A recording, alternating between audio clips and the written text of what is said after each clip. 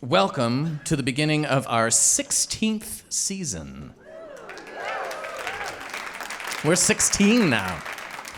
We can date now. I'm Jodi Eichelberger, the artistic director of Story Night, and this is the beginning of my 9th season, so I can't date yet. I'm only 9.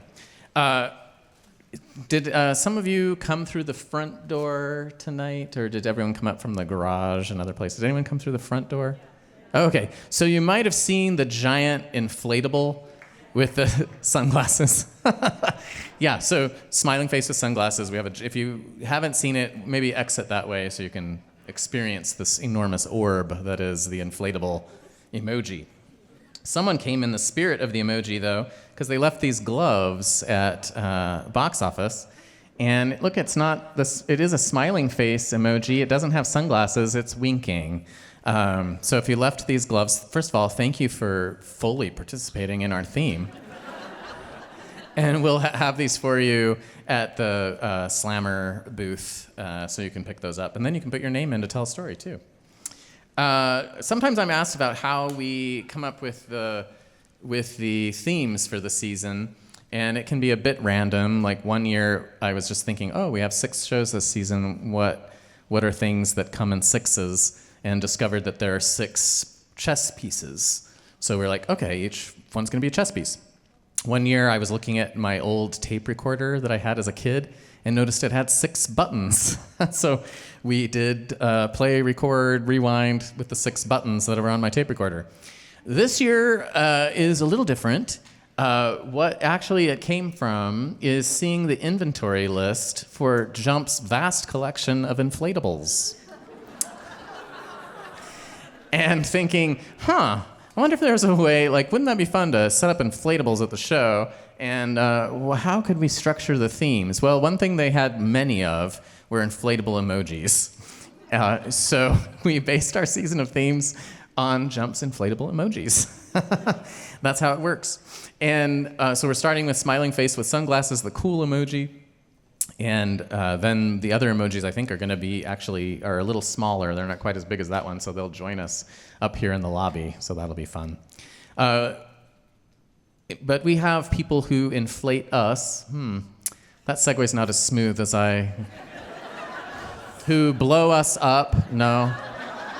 Who expand us, allow us to expand what we do. There we go. That's the segue I'm looking for. And those people are our Story subscribers. They're monthly supporters. Raise your hand if you're a Story subscriber. Great. Thank you for being here with us tonight. And you can become a Story subscriber too on our website. Just go to support and you'll find Story subscriber and you can log in. These people support us every month, and then in exchange for that, they can log in to their account and get tickets to our shows, including the late night shows. In fact, in December, Story subscribers will be able to get free tickets to late night on December 15th and the flagship on December 30th. So sometimes it's actually also a really good deal. We also want to thank our returning season sponsor, Keenly. Thank you, Keenly. And what's kind of fun about tonight is our previous season sponsor for many years is our show sponsor tonight. So they're kind of sharing the evening tonight, and that is Boise Group. Thank you, Boise Group. They're handing out calendars. If you didn't catch one on your way in, the table will be set up during intermission too. But I also have a message from them here, so I'm just going to start right off with that. When it comes to selling Boise homes, the agent on the Boise Group team always try to keep things smiling and cool. But honestly, they're more like the smiling face with nerd glasses. Total data nerds who love digging into the numbers to help people make smart real estate decisions. Whether you're buying or selling, Boise Group is ready to deliver exceptional service, including professional staging on every listing and concierge service for every client. The kind that actually does leave you feeling smiling and cool. Thank you, Boise Group.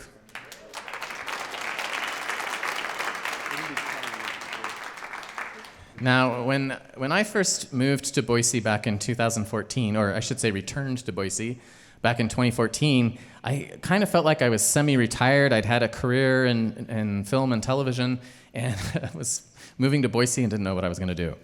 So my idea was to set up a steampunk coffee and tea bike along the Green Belt, which I did for actually a couple of years over by the 36th Street footbridge down in Garden City. Yeah.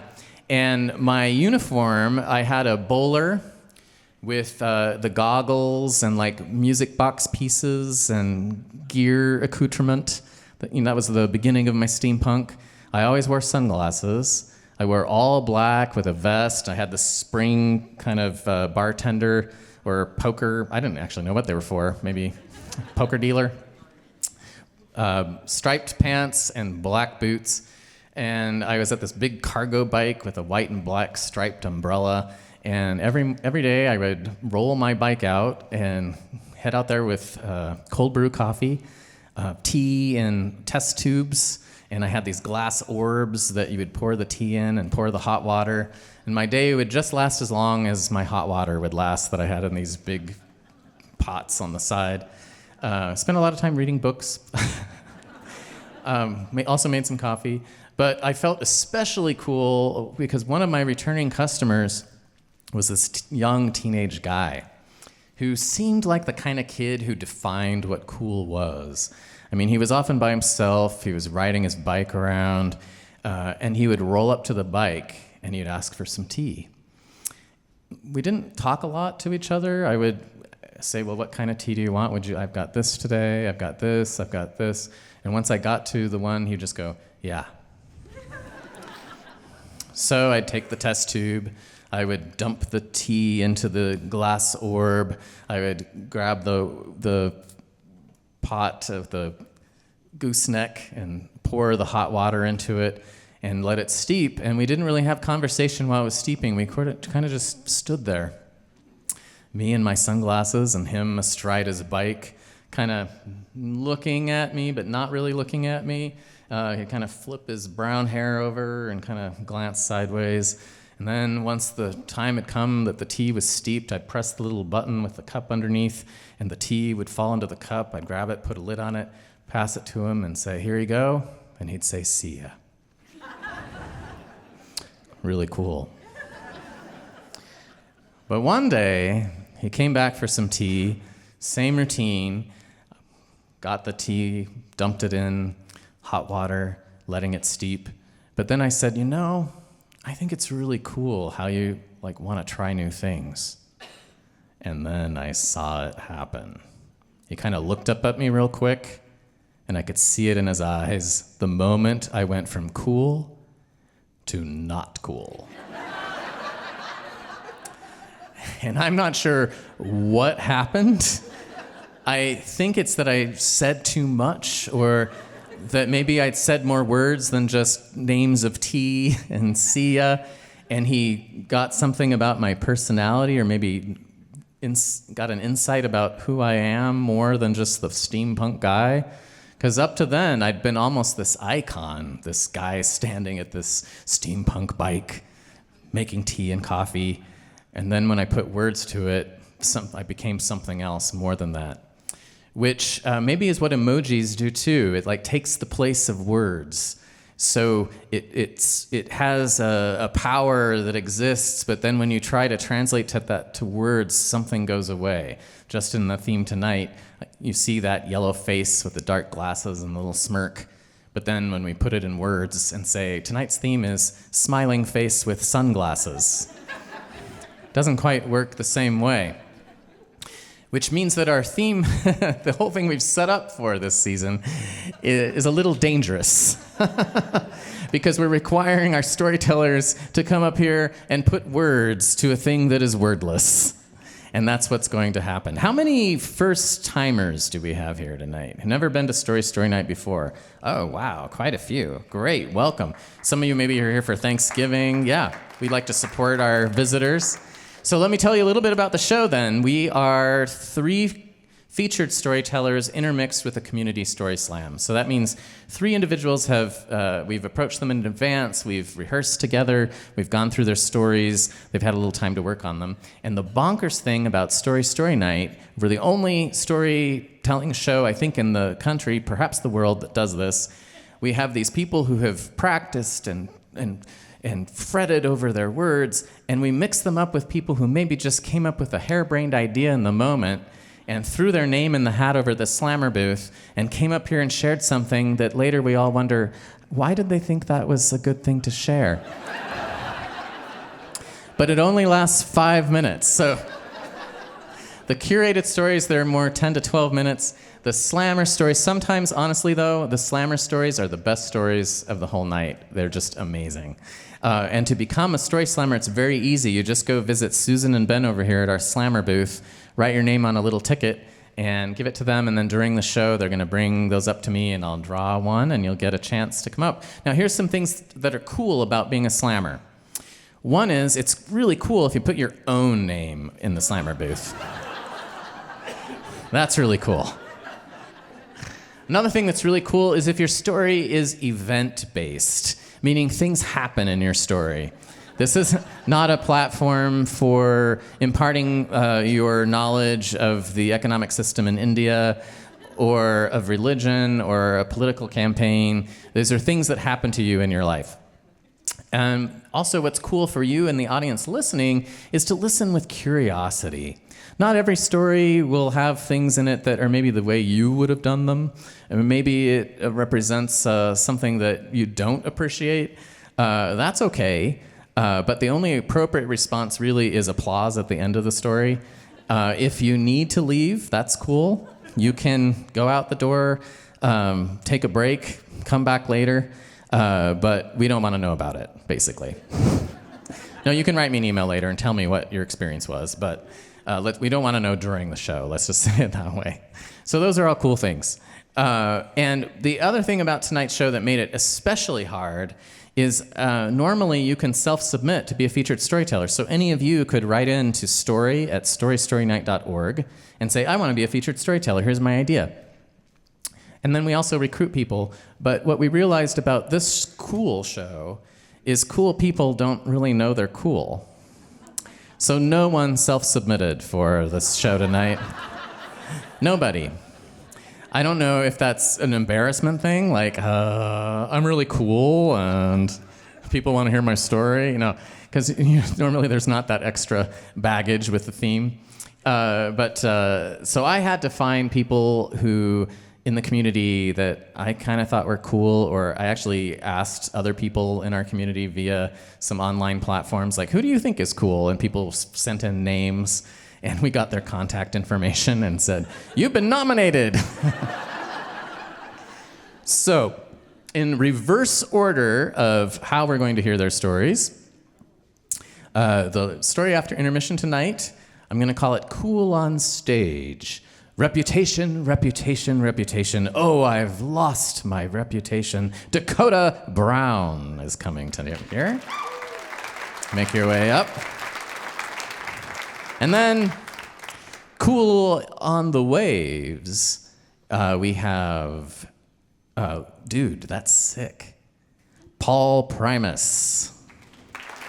Head on up. Okay. Now I'm getting nervous that none of them are here tonight.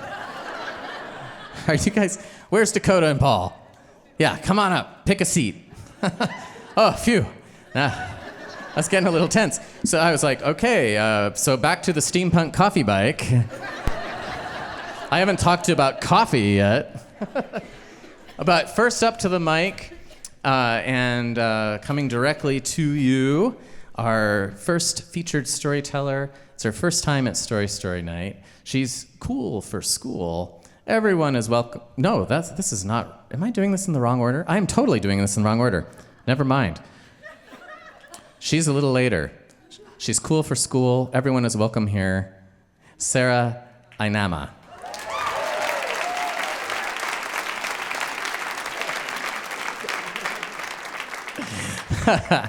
But first up to the mic, we're all going to go surfing, folks. So hang high. Is that a phrase?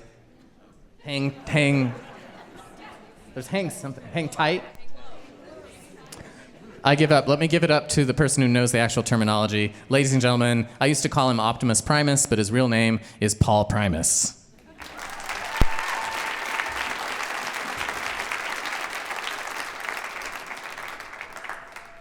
All right, thanks, Jodi. Cool. So I'm going to tell a story that involves a lot of surfing. Basically, I grew up in the Midwest, and I was as landlocked as anybody could be.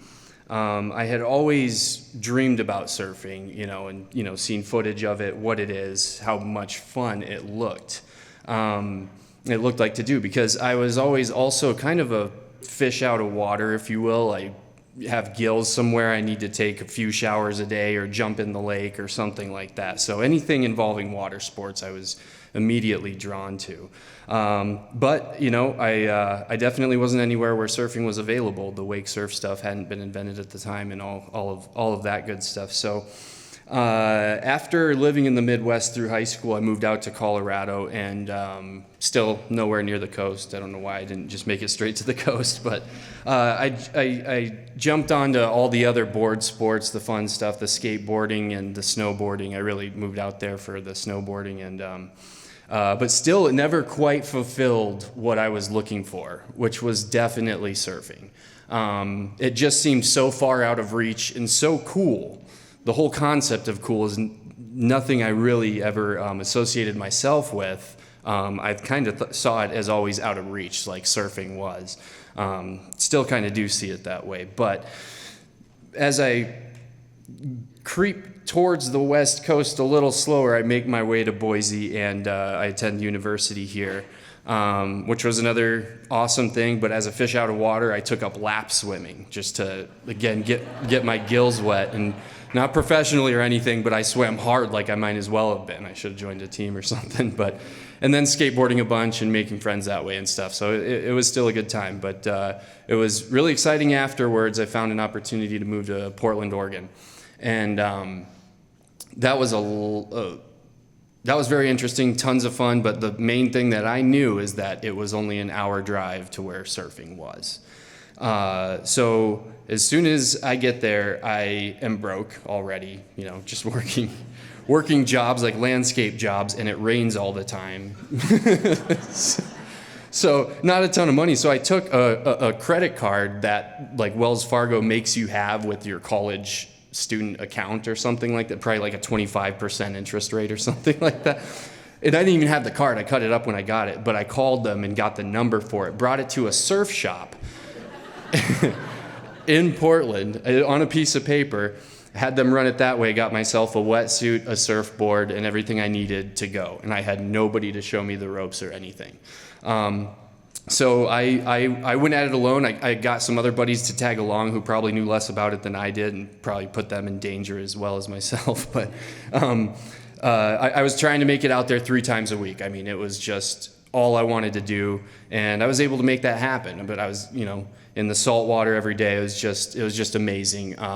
It was very intense though, or burly. I think that might be a surf term, but it means something that is just super intense and could be bad, right? So I don't really know what I'm doing out there. I just start paddling towards what we call a closeout wave, which is just the whole thing. There's nothing really surfable about it. It's just going to pound you down until the next one comes to do the same thing over again. And so I learned how to hold my breath against my will for a long time before I ever learned to surf, that's for sure. But eventually I was able to get it. I remember standing up on my first wave, and it wasn't even anything like a good surfer nowadays would consider a good wave, but it kind of was in the riptide that was going out to sea, so it was very slowly moving, almost like a standing wave. And I was able to stand up and surf on it for a while, and then I was able to slowly get more and more, just a few seconds of surf at a time in Oregon until I kind of learned it. And then, it rained too much, not enough landscaping happening, had to move to Boise to get a job. So I come back to Boise, and I immediately am going through surf withdrawals, like faster than I thought. I thought I'd probably get by a while. The whole intention was to make some money to get back to the coast somewhere. I didn't even care where. But in that, right off the bat, I'm like, okay, well, what can get me by? I need to go find some water activities. So, I was a regular, constantly on the green belt, around the ponds, Quinn's Pond and Veterans Pond and things like that. I would, hit the rope swings when they used to have those and have fun that way. And then I remember just skating up and down the green belt. And one day I'm doing that, and I go by the 36th Street wave, right by the 36th Street bridge. And that is something that had been used by kayakers in the past, and maybe a few people trying to surf it as well. I didn't see anyone on it when I got there. It comes in at 8,000 CFS, which is flood stage, as high as the river gets, which happens maybe 1 in 5 years. So the timing of this was almost divine, because it was exactly what I was looking for, something to surf on, and it happened to be there. I'm looking at it, I'm saying, why can't I surf that? And so irresponsibly, just like my Oregon surf experience was, I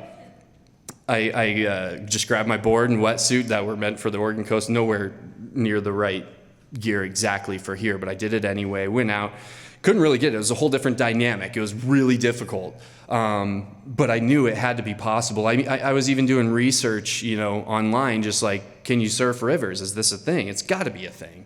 There's rapids everywhere. And in my attempts, there was another surfer having the same issue I was, rides his bike up down the Greenbelt, and he was a Pipeline Masters pro surfer in Hawaii. And he said, dude, I've been looking at that same thing. I think this is doable. And I gave him my wetsuit and board. He went out and showed me fluidity and paddling. I remember seeing him pop up on that wave and then immediately knew what to do. And that expedited this whole thing of river surfing becoming my new drive and all I wanted to do. And to be honest with you, when you talk about a fish out of water and what feels better, I like fresh water. So that worked out really well. So that continues. We chase a bunch of rapids all over Idaho and stuff like that. And as we continue this surf thing, I remember I was just like on the Greenbelt or towards the Veterans Pond rope swing one day, and I see a sign there, and it says Boise Whitewater Park being built. And I'm like, well, what is that? And could it make surf waves? And I had no idea. So I started kind of looking around, just trying to get information from people. And it turns out, yeah, it was going to be a huge, system that you can completely reshape the river with. That sparked this incredibly intense feeling in me, like, could that be someone's job to do that? To make waves, like, out of fresh water that the energy is already there and flowing? I didn't know yet, but what I did do is I went on the construction site without permission, of course, and just started talking to everybody I could, and just to learn as much as I could about it in every way, shape, and form. And so down the road, it opens up, and it is somebody's job to operate this thing, and it is a kayaker who has a whole kayak family. They're an incredible, incredible group of people, and he was extremely nice because I was very invasive, if you will, and I I couldn't help myself. So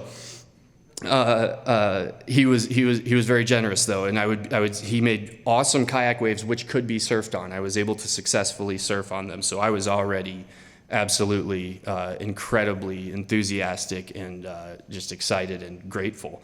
But then I had to go approach him and say, can you tip this thing up and make that go back and make it a little bit of a greener face, we'll call it, as river surfers call it, to try to make it more ideal for standing up on a surfboard. And he did. He gave us some time to do it, which was really cool. And of course, I'm so fortunate to be on the front end of this thing. If something about this is cool, that is the coolest thing, is the timing. Being able to be on the front end of this. There's a lot of other people involved that I haven't mentioned that were there with me throughout this process. And basically the job comes available, and it's just kind of a side gig type thing. And it was actually, I applied for it. I didn't get it, but my buddy Ryan did. And so after that, he gets the job, and I volunteered every hour he worked. Because I had to. It was absolutely what drove me, and I was really fortunate that, you know, I could be that invasive with him as he already knew me and allowed it. Through that process, I learned the whole system. You know, it's fairly technical, but just so amazing, the beautiful waves that can be made and wave holes and all sorts of, just for every type of craft out there. Extremely versatile, actually, still to the day. It probably has the most versatility. Boise, I think, is the front runner in all of this, and that's really cool. But Bend, Oregon is trying to be cool like Boise. And they start up their whitewater park. They come over and offer my friend Ryan more money. He goes there, and they're like, well, who's going to run this park? I know how. I can do it. So fortunately, I was able to make my way into the position and get the job as the wave technician here. Thank you. And it's been an amazing experience. I always thought that this job would be extremely cool, and it is. I especially knew it was when, you know, it was in my first couple months there, I believe. I looked over and there was this guy selling coffee and tea, wearing sunglasses, and I knew at that point that I had a cool job. Right there at the 36th Street Bridge. And but it's all really, it's been really interesting. I definitely, you know, the feeling is amazing to get to do something you're truly passionate about. I feel like there's a lot of people that talk about that, and I am extremely grateful that I actually get to do that. And on a regular basis, I believe every day it's, dude, you have the coolest job. And I'm like, reaching for a slice of humble pie, like, well, I was pulling a dead cat off the irrigation grate earlier, you know, and the water's cold, you know. I'm just trying to bring myself down to reality because he's not wrong. I love the job so much. You know, all sorts of things happen related to cool. I know it turned into I need to keep the public informed, so I'm always on, doing wave reports, letting everybody know what's happening with the waves and stuff. And because I'm always trying to sidle cool from one place or another, I keep my sunglasses on during those wave reports. And I got crap from our PR lady. She said, you need to take those sunglasses off, Mr. Cool Kid. And I said, okay. And I started putting them back on later. But I mean, amongst all that, the thing about it is, this happened here in Boise, and we are the coolest for it. And now it's happening in other cities, and that is probably the most fulfilling thing that I get out of it, to see what happened here happening in other cities. Because the thing that is the most cool of all of this is the community that it created. This community of Boise surfers here is second to none. Second place isn't even halfway there. I mean, they are the coolest. And I'm excited to see this happen in other cities as well. So, you know, so grateful to be a part of it, to be on the forefront of it, excited to see it expand throughout the country and the world. But ultimately, this job is cool. The community is even cooler, and I'm just kind of tagging along, trying to be cool by association. Thank you.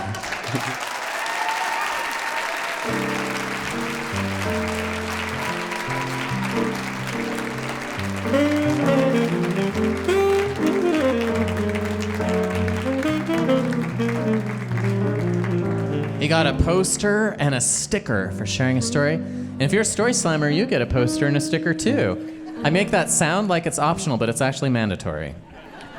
When I first set up there, you know, as I mentioned, I just had moved back from New York, kind of known as the fashion capital of the world, you know, sleek, cool people.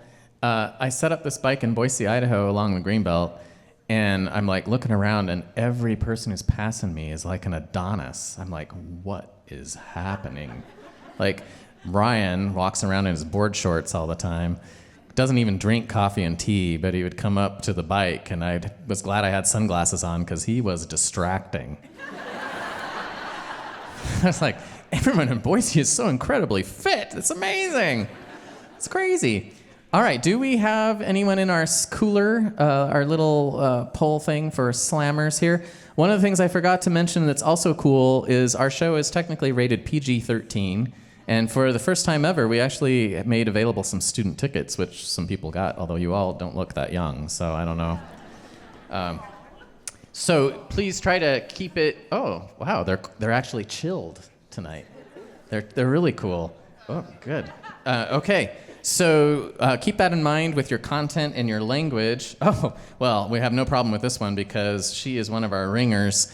Ladies and gentlemen, welcome back to Story Story Night, our own Story Story studio guide who has extreme luck in the slammer tickets, Patty O'Hara.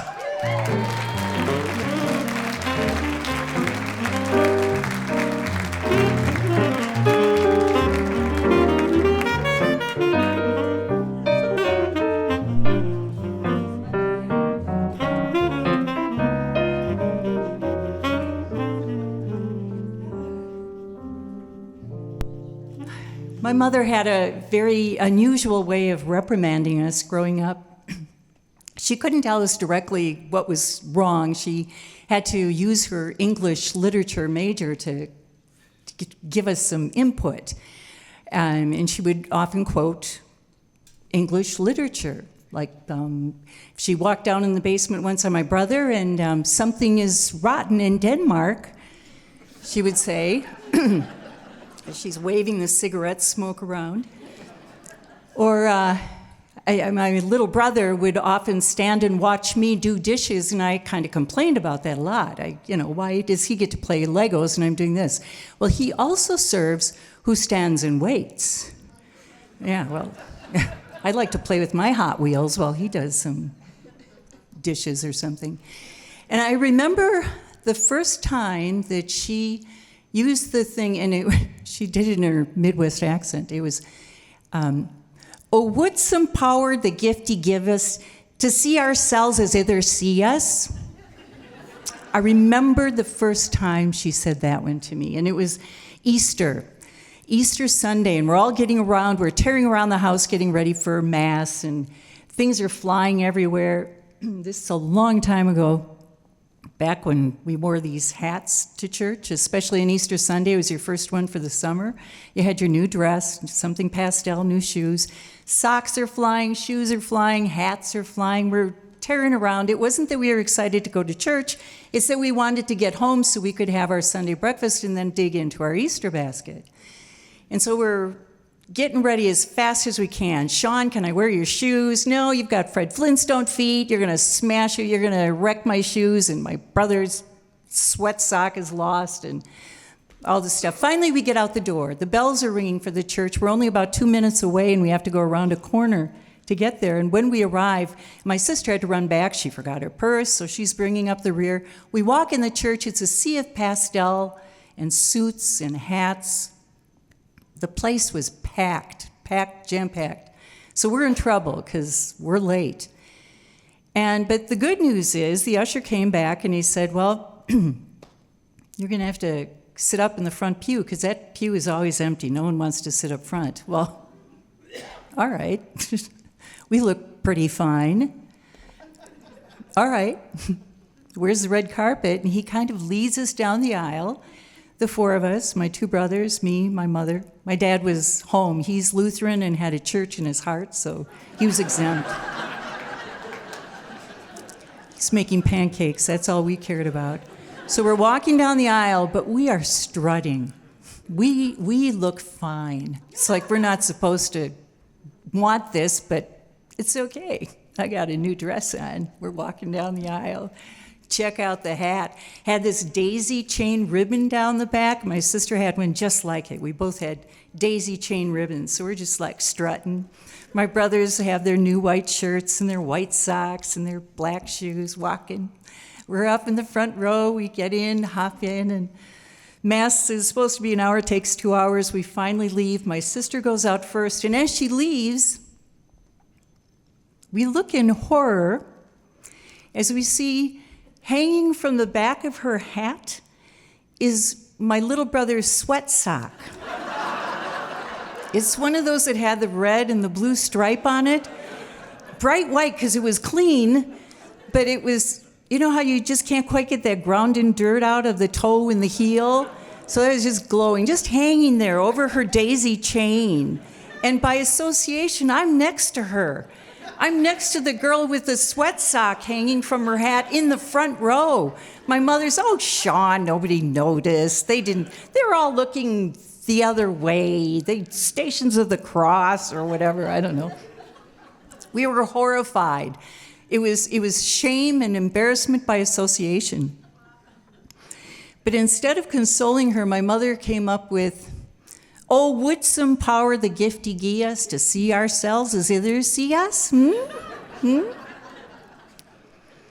I used that many times after that, like the time I had the juicy fruit wrapper stuck in my pantyhose all through sophomore, or my 8th hour or whole class in sophomore year. But it was so appropriate that day. I found out later. My sister and I were chatting about it. I think I reminded her probably, at least every Easter. Remember, Sean, that time you had the sweat sock hanging on this? But it was so appropriate because that was from Robert Frost, I think 1894, something around there, 1894. And the name of the poem was To a Louse, on being seen on a lady's bonnet in church.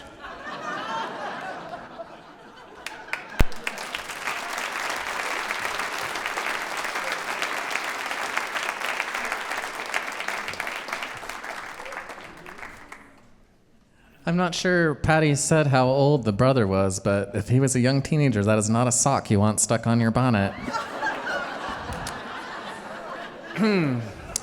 If you would like to hear some more stories from Patty, check out Aluminum, our podcast for Aluminum. She has one of my favorite stories about a Catholic going to a Protestant birthday party. Things get really weird. Yeah, that's good. StoryStoryNight.org has the link to our podcast, I think. All right, next up tonight, we go back to a featured storyteller. Again, her first time on our stage. Please welcome Sarah Inama.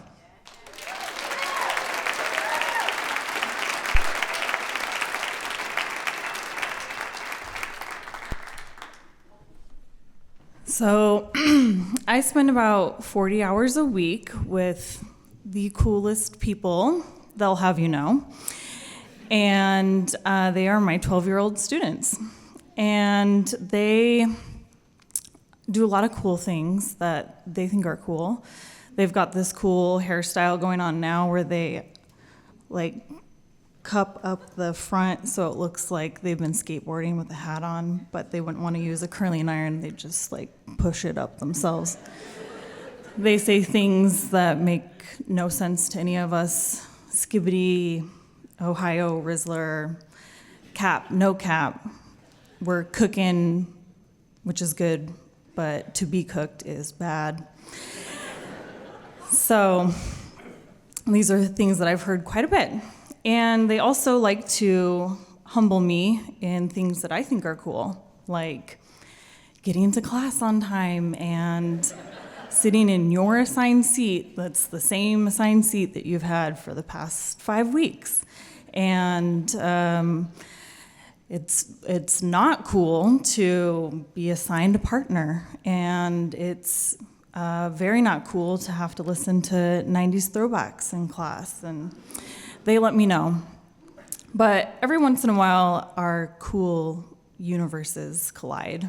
Like the other day, I was playing a video about Japan's geography for our Ancient Japan unit, and the guy in the video was talking about the landscapes of Japan, and turns out that Japan has about 67% mountainous land, and they all turn to me and they go, oh.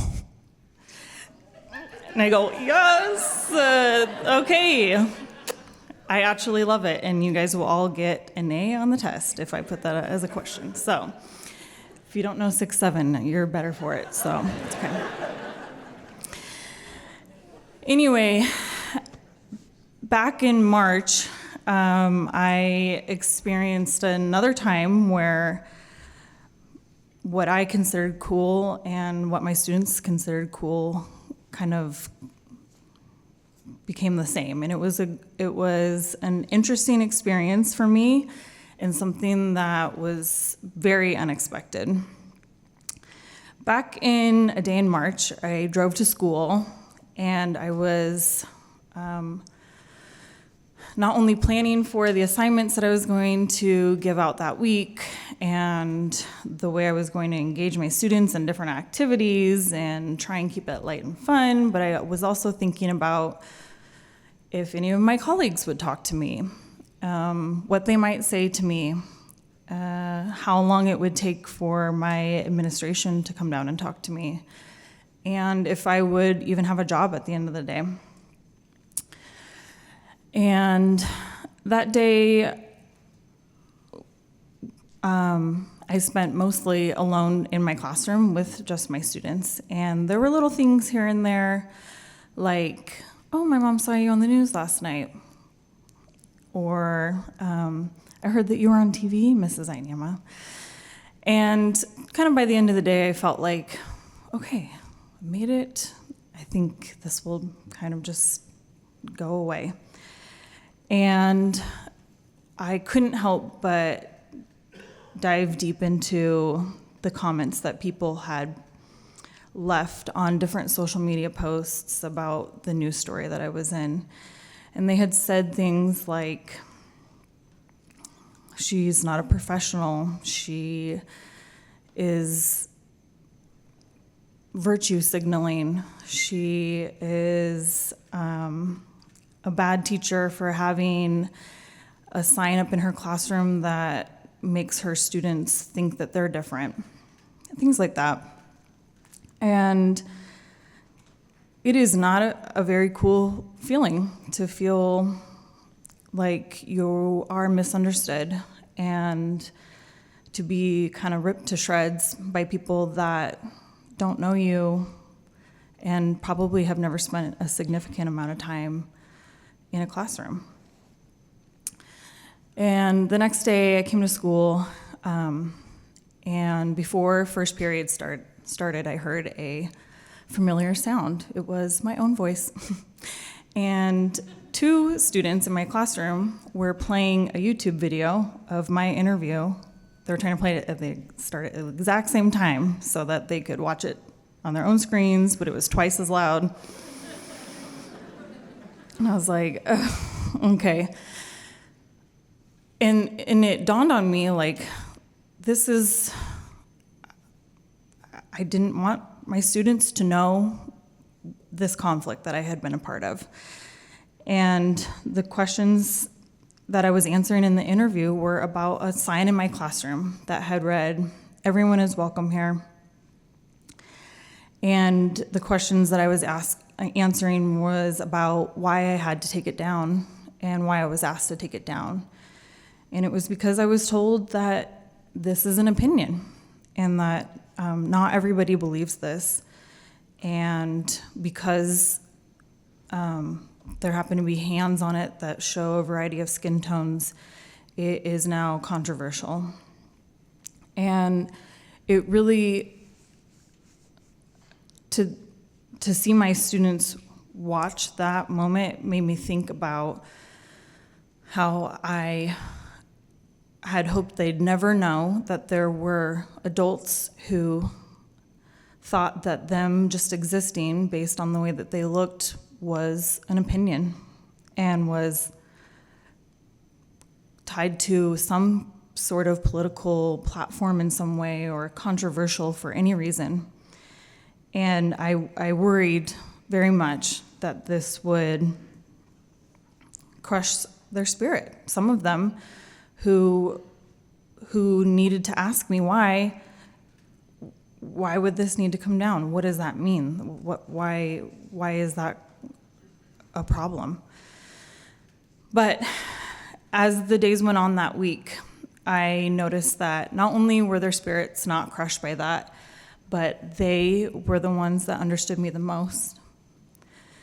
They showed up the next day in homemade shirts that said, "Everyone is welcome here," that they drew with markers, and they were still wearing them on the last day of school, which made me think about how much they didn't wash those shirts. They made friendship bracelets that said equality and everyone is welcome. And those that didn't have friendship bracelets made bracelets out of notebook paper that said Team Inama. And some of them said Free Inama, which made me think that they knew something that I didn't. But they made a website that said, "You should support us. We don't know when or where or how, but email my dad at this email below." They drew with chalk outside of my school and outside of the district office to show their support of me.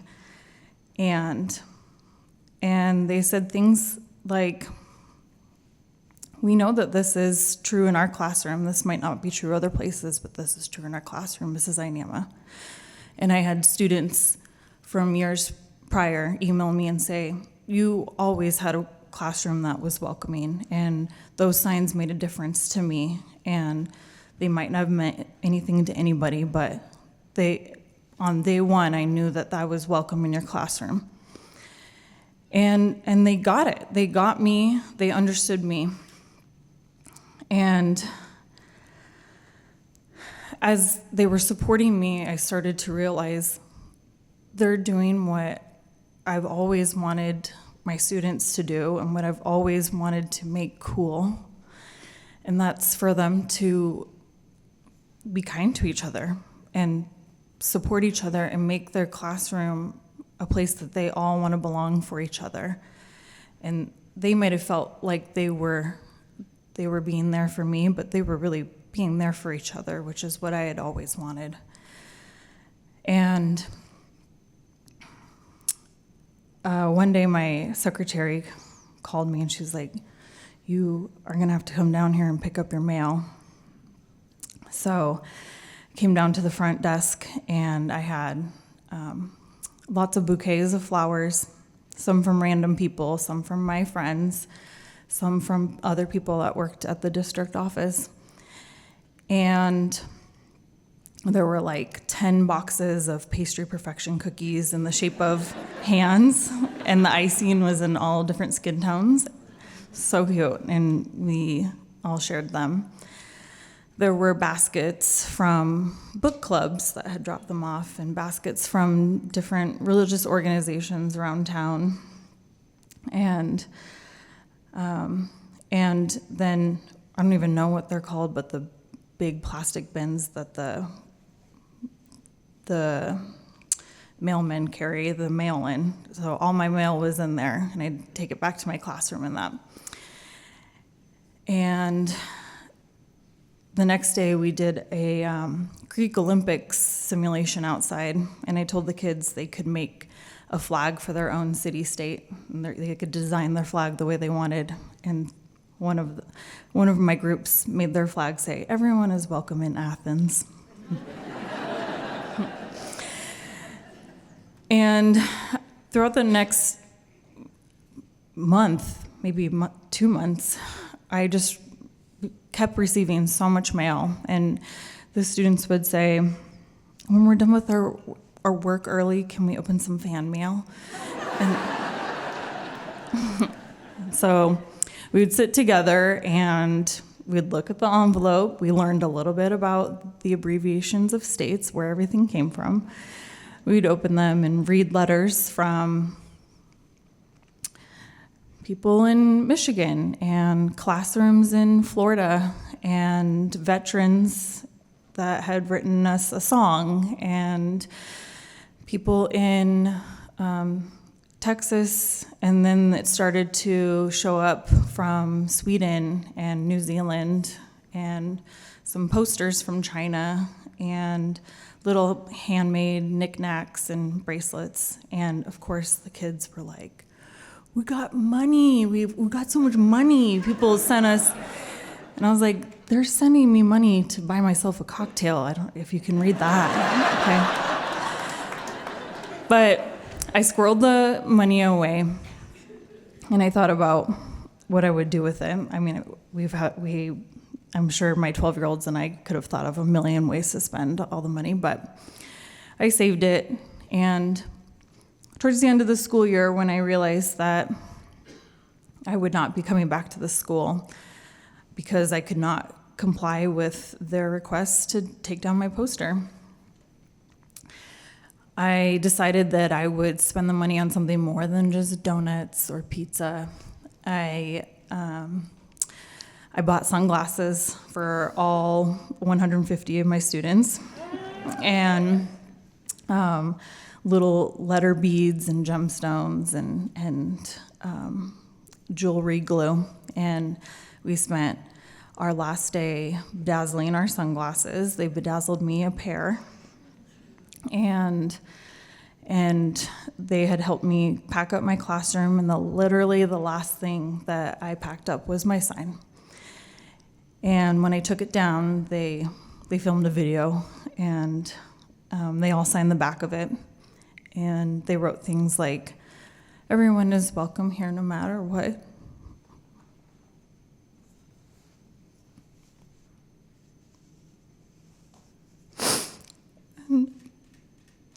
I realized that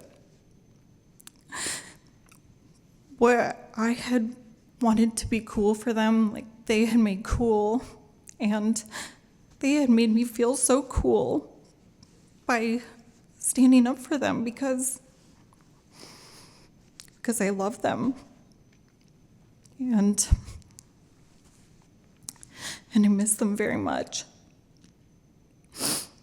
And that last day of school, I don't know if it was because just when you experience something that in hindsight seems kind of tragic, where you were never emotional through the whole thing, and then it finally ends and you just feel so emotional. I finally felt like it was over, and I felt bad that I had to end it by leaving them. And the tears just started pouring.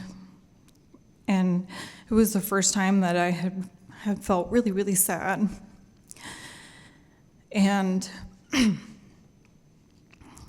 as my husband drove me to the bar,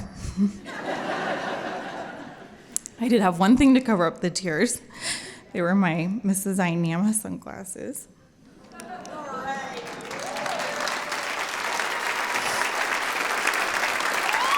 And I wore these all the way to get a margarita because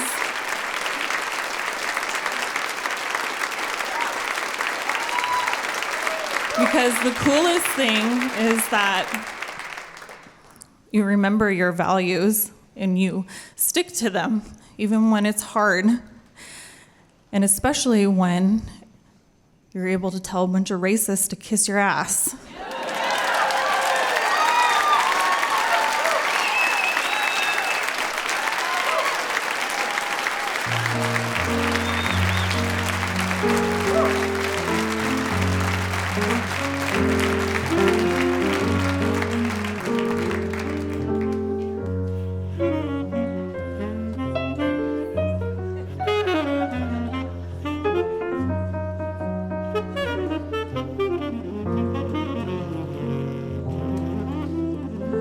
Thank you so much.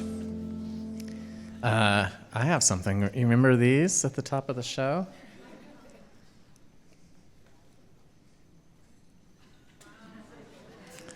Sarah gave them to me.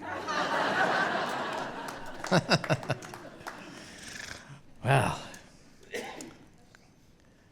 Great. So let's get to this cool message from our season sponsor. And I like to surprise our musicians by asking for insurance music. But Alex was already here, so she knew it was coming, maybe. You forgot. Okay, good. All right, so this can be a solo, a duet, whatever you want, just some cool jazzy insurance music.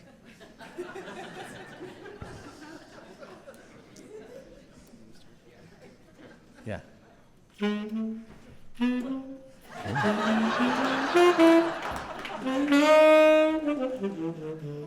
HSA, FSA, PPO, TPA, ACA, CAA.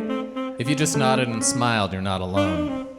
Honestly, decoding your benefits feels like trying to understand chopped unk 6-7. No cap and other Gen Z slang. You're pretty sure someone just said something important, but you have no idea what it means. Here's the thing. You shouldn't need a translator to understand your own health plan. At Keenly, we ditched the jargon. No alphabet soup here, just clear, straightforward benefits that actually make sense. We explain things in plain English because confident employees are employees who feel taken care of. That's not just cool confidence, that's Keenly confidence. Ready to feel confident about your benefits? Reach out to Keenly Benefits today.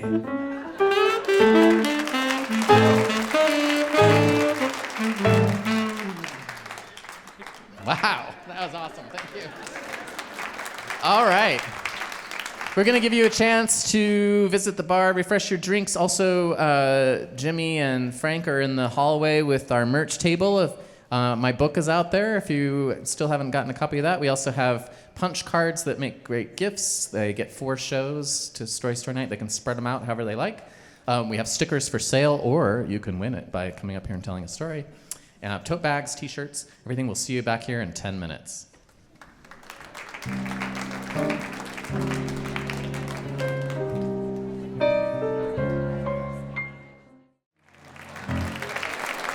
Alex Sjobeck and Ben Britton.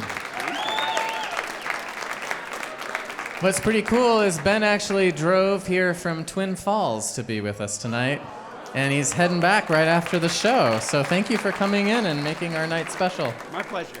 Could I ask our featured storytellers to come back on stage, please? And then also, will you bring that slammer bag? Slammer cooler, slammer something or other. We're gonna start with the story slammer. Remember, you have 5 minutes. When your time is running up, I will slowly creep up upon you and sidle up to you, and then I will remove my sunglasses in a judgmental way. Kind of like that. All right, let's see what we've got, Susan.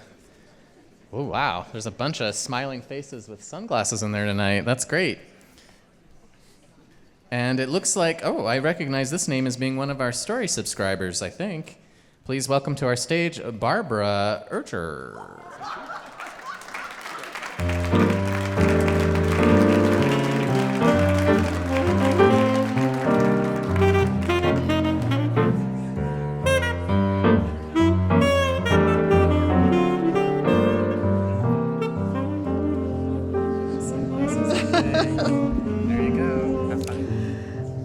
I thought what might fit this time would be, it's probably nerd cool, but it's cool to me, and a lot of you might like this. Had to do with, we have a family cabin at McCall, and I like to go out kayaking. And so when my mother was in her declining years, so when I'd get a phone call, I had to make sure if something had happened, and I was out paddling, didn't want to answer the phone over the water, so pulled up off the shore on Ponderosa Park and was talking to my brother. Looked down. I was standing on plant fossils. Has anybody seen plant fossils here before? And so I kind of asked around through my channels and finally linked up with a guy in Michigan who actually spent summers in Caldwell looking at plant fossils. And he says, no, I kind of a few things, but nobody's really found much.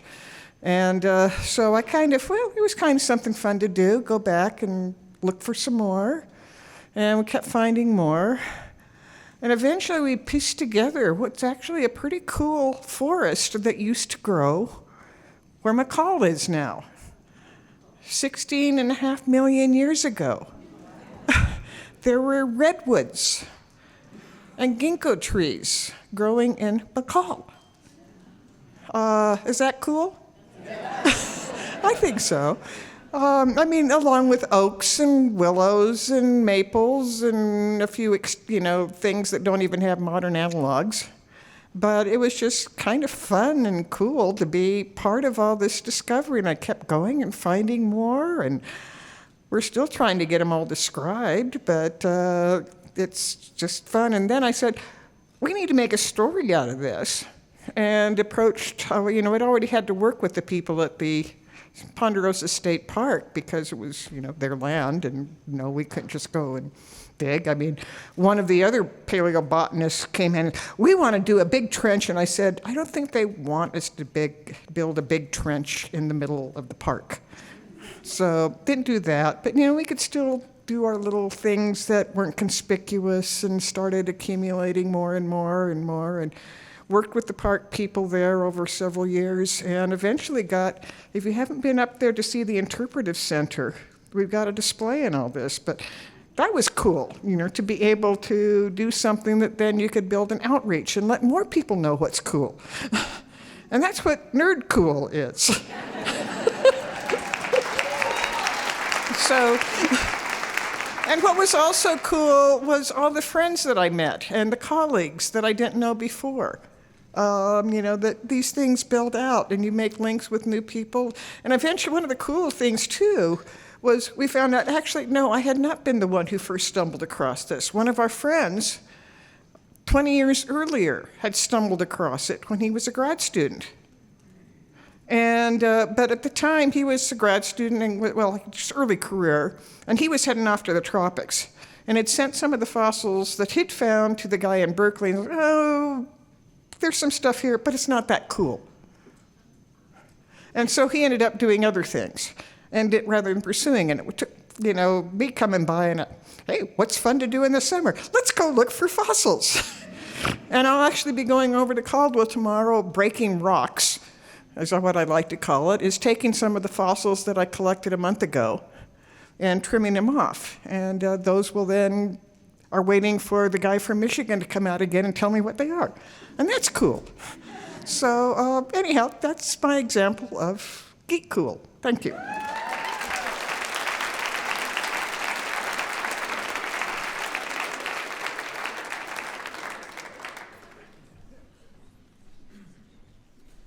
That's how you do it. See, the sunglasses didn't come off. Good job.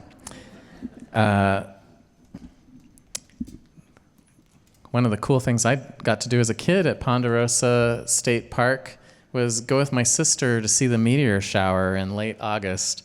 And the interesting thing about cool is I think there's the other side. There's the not cool part, and then you're in the cool zone. But I think there's something at the other end of it that I've experienced, particularly with nature a couple of times, and that is when it's so cool, it gets a little scary.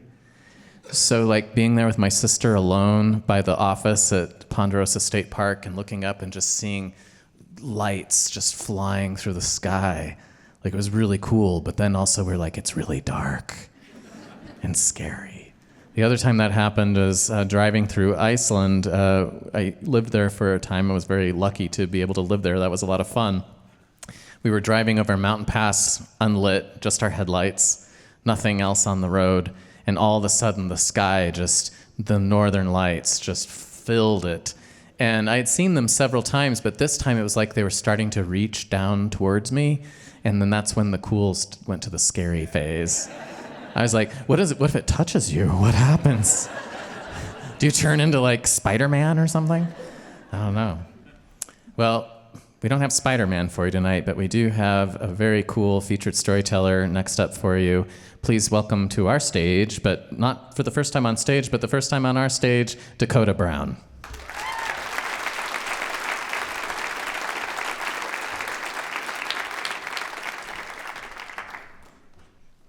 This is the coolest thing I've ever seen. So I'm sitting 8 rows back. from the stage at the Wilshire Theater in downtown Los Angeles watching a production of Rent, and Roger is singing the opening notes of one song, Glory. I am transfixed. This is my favorite song from my favorite musical that I'd had on repeat on my iPod all year. And finally, I'm getting to hear it in person. Find one song, one last refrain, glory from the pretty boy front man who wasted opportunity. The whole theater is transfixed. All eyes are on him. It is electric. I get this feeling from the bottom of my feet, like hot magma filling up the rest of my body. And I know at this moment, this is what I want to do. That's who I want to be. I want to be Roger from Rent singing One Song Glory. I want to be One Song Glory. I'm going to be that cool. But I am about to barely graduate high school after a Herculean effort to pull up my math and government grades. I am a burgeoning theater student attending William Howard Taft High School in the San Fernando Valley, a town where you can't swing a stick without hitting a P.F. Chang's.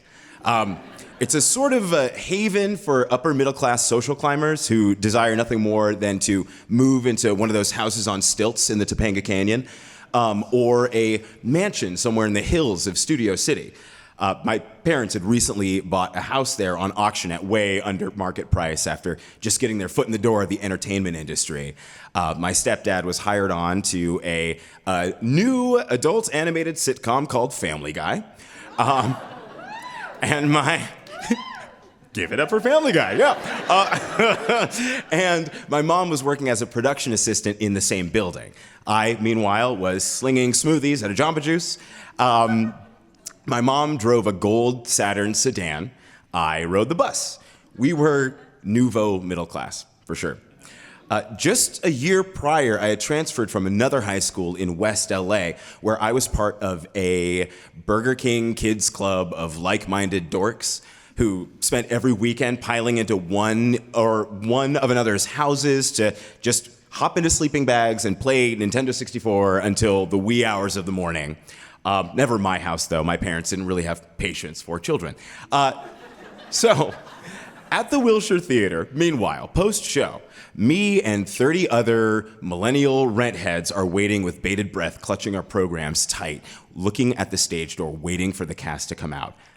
The door opens and they begin to pour out, talking, laughing, and lighting cigarettes, and we all extend our programs with trembling hands, hoping for some autographs. Maureen signs my program, Mark signs my program, Benny signs my program, Joanne signs my program, and finally, I am face to face with the actor playing Roger, who's a guy named Constantine, who's in the 4th season of American Idol, by the way. He's a contestant. That is neither here nor there. He looks me genuinely in the eye, thanks me for attending, and autographs my program. And I hold it close, like some kind of guiding star, like a talisman. And I know one day I'm gonna be you, dude. I am gonna be that cool.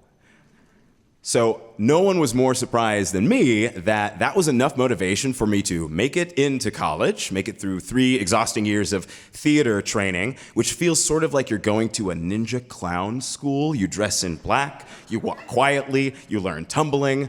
And finally, I graduated with an advanced degree, moved back to the Valley, and I am staring at a computer screen, looking down the barrel of an email from Sarah Bruner, the current artistic director of the Idaho Shakespeare Festival, who at the time was directing the school outreach Shakespeare program. It was an acceptance email to play Othello in Idaho. Yeah, that's what I said. It was really cool. The big guy himself, speaking Shakespeare. My first time in Idaho was an adventure where I got to drive the whole length of the entire state doing a show that was cool. The costumes were cool. We looked like we had just walked off of the runway of an Italian fashion show. The set was cool. It was all steel and bulletproof glass. The show was cool. The storytelling was cool. The combat was cool. The cast was attractive. The rest of the cast. And so I found myself finally in the position where I could walk into any auditorium or gym in the state of Idaho and take a room full of exhausted high school students who all had their heads down or were looking at their phones, and by the end of the show, I had them in the palm of my hand. All eyes were on me. At one performance up in Orofino, Idaho, as we were driving up to the front of the school, the students had written signs. "Welcome, Shakespeareans," the name of the program. "Othello, we're so excited. We can't wait. We're stoked." We drove up, loaded all of our set and everything in, and it was one of the best shows we'd had. We tore it up. By the end, we got a standing ovation. Everyone was on their feet. I knew I was cool. I knew I was one song glorying it.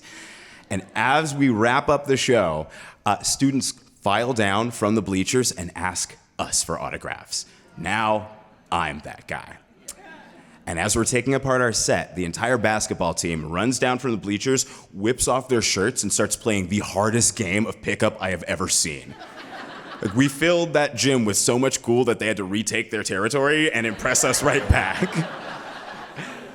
So, I'm standing now on a makeshift stage at the Grove Plaza just across the way, acting my heart out. I had landed an independent acting gig providing entertainment for a corporate pancake breakfast. And I thought, not wisely, but I thought that why not perform selected scenes from Othello? It had worked in the state of Idaho in high school, so why wouldn't it work at this corporate pancake breakfast? So I am acting my heart out. I am overacting my heart out. I am undercaffeinatedly overacting my heart out. Me and my good friend Luke Massengill, the Iago to my Othello, performing for this pancake breakfast. And we are being upstaged by pancakes. No one is looking. No eyes are on me at all. I feel the cold drip of shame run down my spine. I feel the guilt of having roped my friend into this gig. In a desperate bid to make some kind of connection with the audience, I ask them for suggestions. One person shouts, "Irish." Someone else shouts, "Transformers." So we run it back and start performing Othello as Irish Transformers. Yeah. "Faith, false to me, how dare she?" It was terrible. It was terrible. It was one of the biggest bricks in my career. I left there feeling nothing but shame. So, I'm now upstairs in the offices of the Idaho Shakespeare Festival. The pancake breakfast fiasco is years behind, long enough for me to have buried it well deep in my psyche. And now, I am directing the same production that got me into Idaho in the first place. I find myself as the director of the Shakespeareans School Outreach Tour program, directing my favorite Shakespearean rom-com, Much Ado About Nothing. I had chosen a vaporwave aesthetic to apply to the whole show, to heighten the themes of modern meeting classical. It's a very 80s aesthetic mashed with internet culture of the 90s, and I'm looking at the cast during their final dress performance, and they are cool. They look cool. The set is cool. They're all wearing these mirrored geometric 80s sunglasses, and I am so excited for them to earn their standing ovation at Orofino High School, because I know that's gonna happen. I get a feeling in the back of my brain, yes, this is cool, but it might be something a little bit bigger than that. A little bit later, I'm in the basement of the same building. Musty basement, tiny basement, and the final performance of a teens clowning class that I've been teaching. There can't be any more than 20 people in the room, all parents and friends and families, right? And the last student's about to perform. This student's the son of a friend of mine. And for this particular bit, I've brought in 10 random household objects. This is a clowning lesson. A whisk, an egg beater, a Duraflame log, a bunch of newspapers, a heap of paper towels. And I task the students with taking 5 minutes to become an expert in your random object and then showcase a performance based on what you've done. This last student has picked the paper towels. I am skeptical. So, he begins to meticulously fold these paper towels with the focus of a craftsman. the room starts to get quiet, and everyone gets laser focused on what this student is doing with these paper towels. We wait for a quiet minute until he reveals a boat, a paper towel boat that he's origamied out of paper towels. He gets down on his belly, starts at one side of the room, and slowly begins to push this boat across the space. The room falls silent. Everyone is transfixed by the journey of this paper towel boat. We gasp when it begins to capsize. It hits choppy waters. We all hold our breath. We're holding each other's hands. Finally, after meticulous minutes of just crawling from one side of the room to the other, the boat reaches shore, and everyone loses their minds. They applaud, they jump, they scream. I'm looking at this kid's mom, she is weeping. And I realize at that moment, this is cool. Beyond that, it's cooler than cool. It's bigger than cool. This is magic. Just these 20 people in this room experiencing this story of humanity and creativity and imagination as we're watching a 16-year-old push a paper towel boat across a room. But we were all with that journey.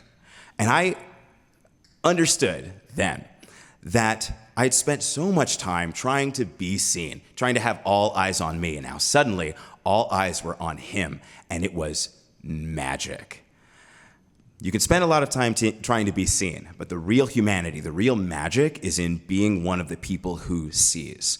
I had spent years trying to create these internal cool guy sunglasses, and finally, I realized the magic of just taking them off. Thank you.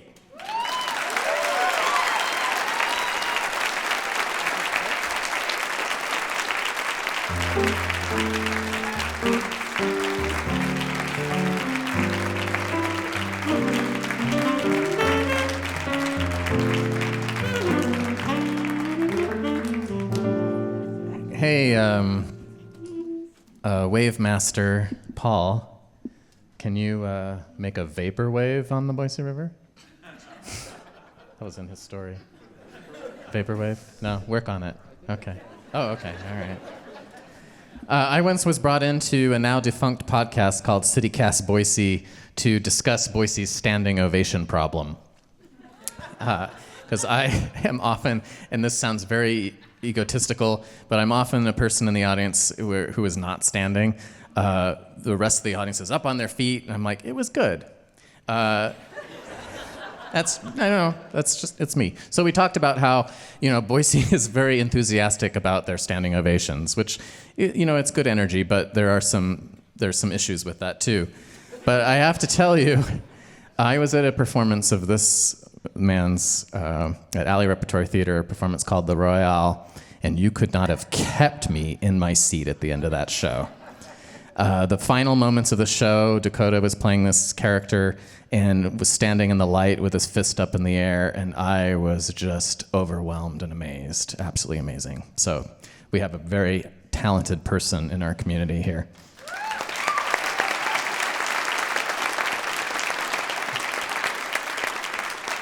And you can see some of the talents that he was just speaking about, where he is giving guidance to others. Boise Bard Players is currently producing a production of Othello, directed by Dakotah Brown. Boise Bard Players, you can look that up. Yep. All right, bring me the contraption, the coolness. All right, here comes Ben. I mean, Ben's pretty cool, isn't he? Look at this. He looks like has secrets. Do you have secrets? Ben? All right, we're gonna bring up to the stage for his 5-minute story, Louis Katz. No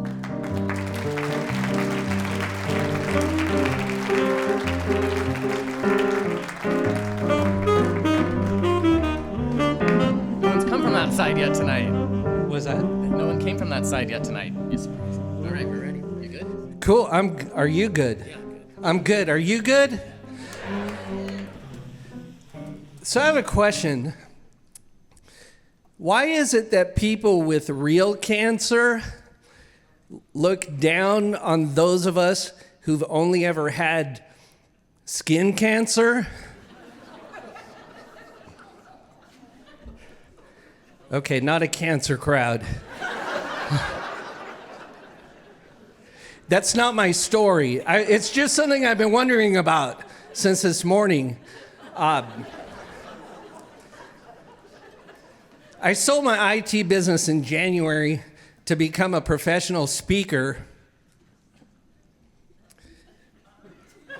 My official title is roaming teller. I'm on day 56 at CapEd Credit Union. They haven't got rid of me yet. Now, the other day, an old man named Nick walked into the credit union, and hang on a second. Oh, let's rewind a little bit. So anyway, at the credit union, I like to hog all the members. And the way that I do it is as soon as they come in the door, I raise my hand, I say, "Welcome to the credit union. Come to my line because everybody else always hogs all the members." And so then, of course they see the hand waving and they come to my line, and that's how I hog all the members. But last week, old Nick, he's like 85 years old. He comes in and I'm waving my arms and he says, "Louis, I'm not coming to your line. You're ugly." Did I mention? So on this side is a young, pretty girl. And on this side is also a young, pretty girl. And I'm in the middle. And I'm like, "I'm pretty too." And he's just giving me a dirty look. And then, "No, you're ugly." And I say, "Well, oh yeah, Nick, well, you're old. And my name's Barney. And your socks don't match." And I shouldn't be using his real name anyway. So let's call him Fred. Now, Fred was a client of mine when I was an IT guy. And that is his real name, but I'm not going to get in trouble for using it, for one thing, because I was my own boss, and for another thing is that Fred is dead.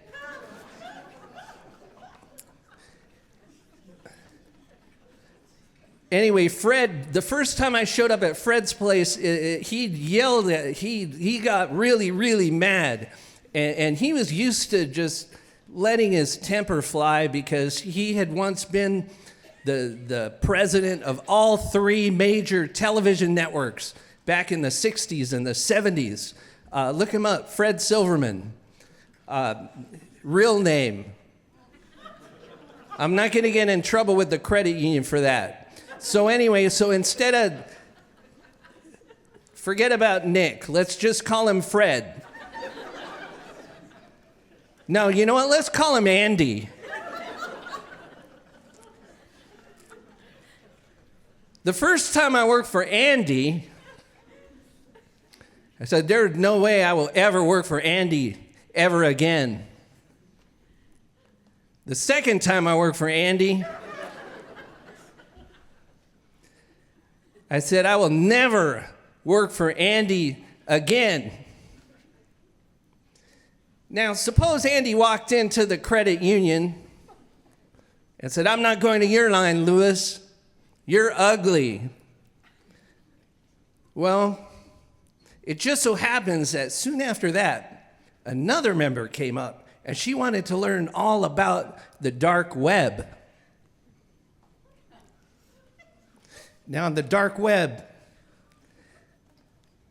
people traffic in information, right?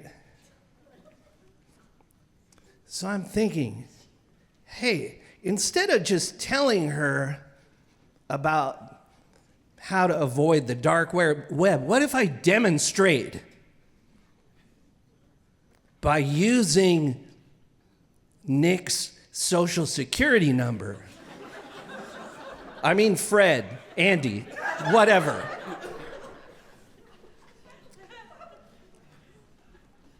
Now, if I use Andy's real social security number here, the credit union is probably going to be upset. So I'm not. Or am I? You know what? The cool thing would, show of hands. Real social security number? Anybody? No, I'm going to do it. But my time is up. Thank you.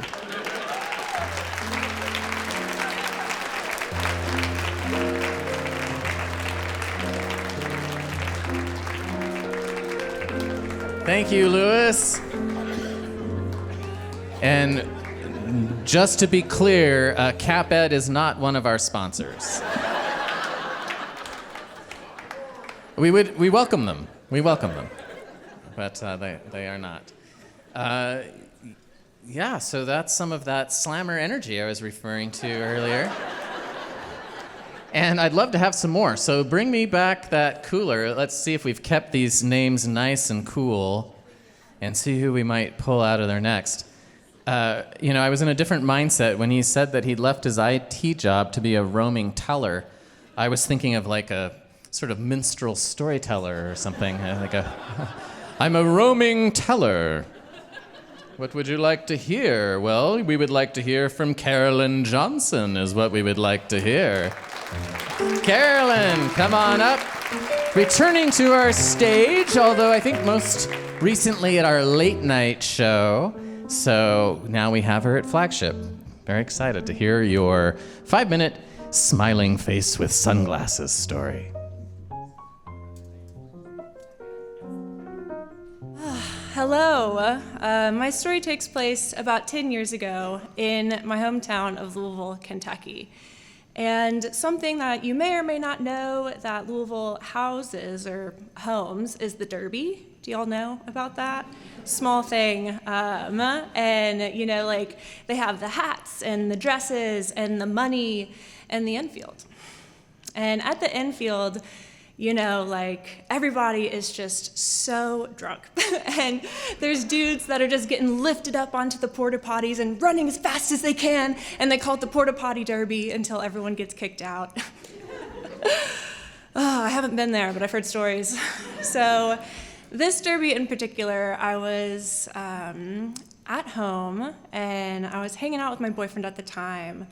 And also something that you guys may or may not know about are the lettuces of the devil variety. Do you smell what I'm stepping in? Can I get a yeah? Yeah. Okay, great, one person. You and I are friends. And so I was partaking in that night, and very spicy, very fun. The highest quality that Kentucky street devil lettuce could purchase. And we're probably watching some Game of Thrones episode, and I get a text from my friend, very, very cool friend, okay? And her role for the day was to dress celebrities for the Derby. And so she's picking out outfits, and it's these like very high-class people, and she texts me and she says, Caroline, do you have any devil lettuce to sell to one of my clients? And I was like, sure, why not? And so she wouldn't tell me who it was, and so she said, meet me here. And it was a hookah bar, and I was like, okay, cool. And so I'm sitting there with my boyfriend and this little baggie in my pocket, and I'm so nervous because I'm like 20. and in walks my friend, and right behind her was Nabata Mandela. And I sold devil's lettuce to Nelson Mandela's grandson. Thank you.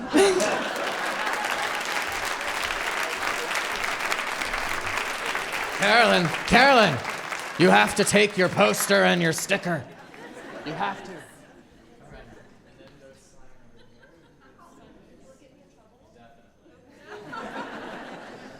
The Mandelas will be coming after for the information later. Okay, wow. I'm also a person who probably didn't know what devil's lettuce was. But in Portland, I went through a period of time where my hair was kind of down to here. I had a goatee, mustache. My dad said I was trying to learn to draw, and I was doing a self-portrait, and he's like, "Do you think that looks handsome?" And I was like, "Not really." And he said, "Well, why do you keep it that way?" And I was like, "I don't know." But I was waiting at a bus stop in Portland, and someone came up to me and asked if I had any nickels or dimes, because I had that look, I guess, of someone who would be selling whatever he was looking for, except I didn't know what he was looking for. I was rifling through my pocket for change and saying, "Sorry, man, all I got are quarters." All right, we have time for one more slammer, because I only have one more poster and one more sticker. So that means that this last person, we have a lot of tickets in here, which is really fun. So I hope your next opportunity to slam will be at our show at the Visual Arts Collective on December 15th, and then back here next month on December 30th. But this person doesn't have to wait, and it's Alex Krell. Here he comes. All right, Alex. He looks kind of tall.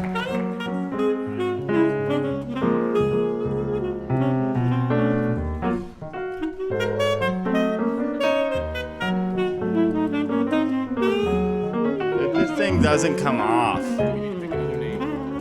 Yeah, pick another name. Do you guys want a dark story, or do you want like kind of a happy, enlightening story? Raise your hand if you want dark. How about light? Fucking even? Let's go dark because it's more interesting, okay? I was born in a small town in Illinois called Freeport. It's like an hour outside of Chicago. It's where the gangbangers go to retire. Depending on the graffiti on the street sign, it's either free pork, free pot, or free porn. So Freeport, yeah, that's kind of where I was raised. And my mom was a dental hygienist.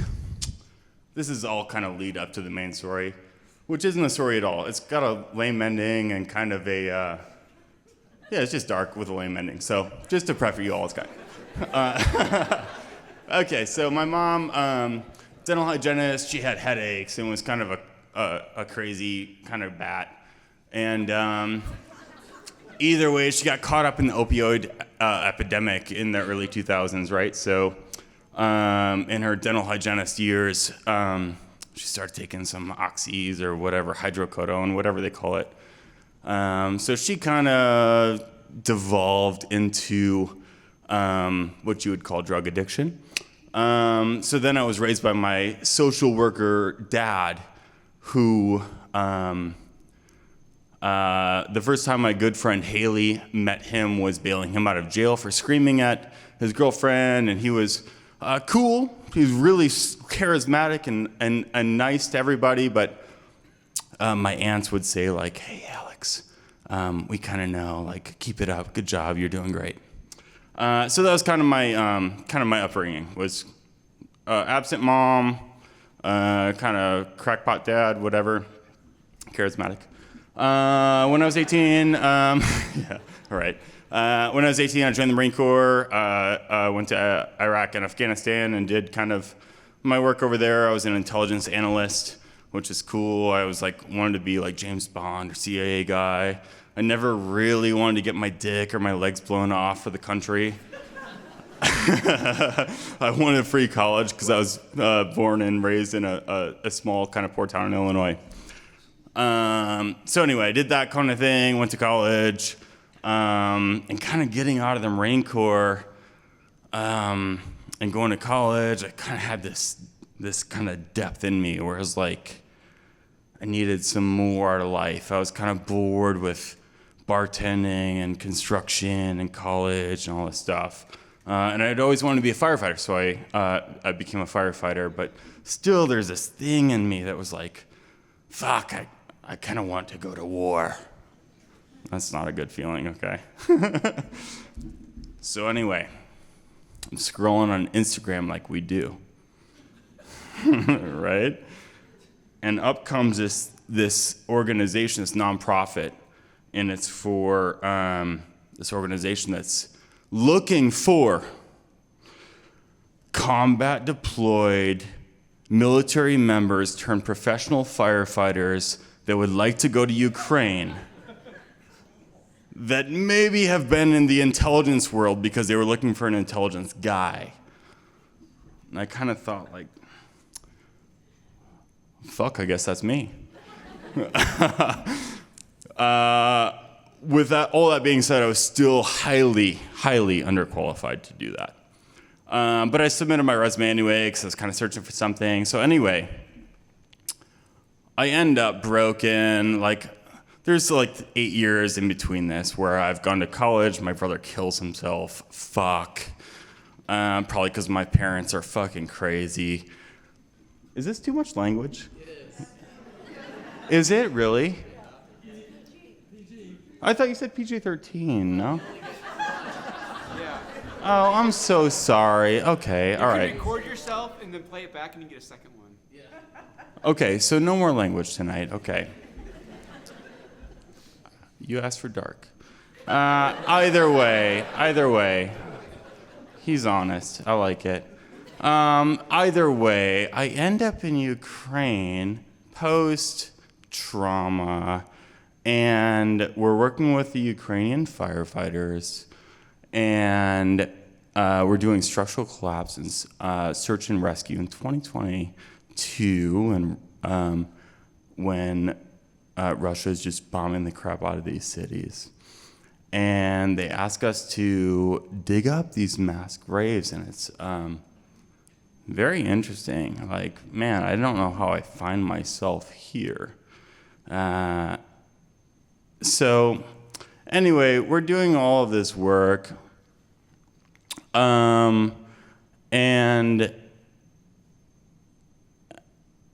during that time, my girlfriend breaks up with me. I come back, and I'm all broken and everything like that. Either way, at the end of the day, I learned something about myself.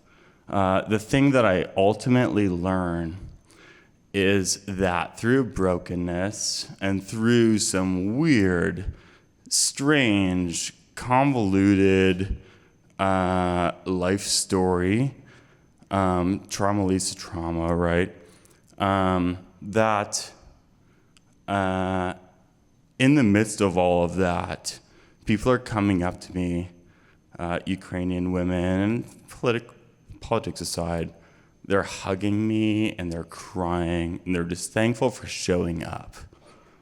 Just for me with an American flag patch on my shoulder. They just see that me, this group of Australian firefighters, this group of American firefighters, rescue workers, are there and just showing our support and loving on them. And I guess in all of this is, I guess what I want to say, I know kind of my time is up, but that whatever your situation is and wherever you're at, however you can show up in the world despite where you're at, means something to somebody.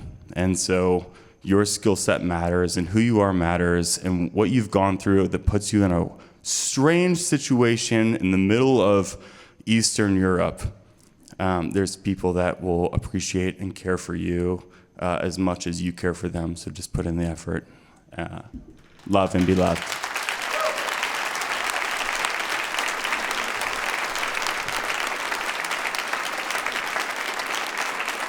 Thank you, Alex. Wow, we have been all over the world tonight. And one of the things that I didn't know about Cool that I'm realizing after hearing some of these stories is there is an aspect of it of those that are seen and those that are seeing. And that is pretty cool. Thank you for being here tonight. We start our we start our closing of the show with a land acknowledgement, and I resisted it for a while because of this phrase, virtue signaling, but I'm brought back to it tonight, particularly with Sarah's story, because there was a reference to an Indigenous person coming to a show and hearing the land acknowledgement and just knowing from that meant that they were welcome to be here. And so we continue to do it, and even if it just means that someone feels welcome, because that is one of our goals, is that this is a place for people to share all kinds of different stories. I mean, the FCC is coming after us for that last one, but I will do some editing, and the core of the story will be there in our podcast. All right, so for the first time this season, I will ask our wonderful sound engineer to cue the theme song. Stories come from the land as well as its people, and I want to acknowledge that we are on the traditional land of the Shoshone-Bannock people. Story Night is supported by public funding for the arts through the Idaho Commission on the Arts, the Idaho Legislature, and the National Endowment for the Arts. We also receive funding from the Boise Department of Arts and History. Remember, you can listen to podcasts from all our shows or see the flagship shows on our YouTube channel. We also have a radio show. It's Story Night on Stray Theater, which you can hear the Sunday evening before our live show from 5:30 to 6 on Radio Boise. Thank you to our crew, technical director, podcast and video engineer, Stephen Baldassare. Thank you to Alex Sjobeck and Ben Britton, representing Lala's Jazz. Thank you to our photographer, Christina Birkenbein, at Boise Christina. Thank you to our volunteers and our volunteer coordinator, Natalia Gigosia. Thank you to our board of directors. Some of them are here tonight. Thank you to our story subscribers. Thank you to Jump and the crew here for hosting us. Join us next for Late Night at the Visual Arts Collective on December 15th with the theme New Place. Then we'll be back here on December 30th for Face Savoring Food, which is hopefully what you will be doing in a couple of days. Savoring some food. Tickets are available now. But before I let you go, just a little bit more, which is to just add this. Story night. Story good night. Beginning, middle, now at the end. Authentic, inspiring, spontaneous.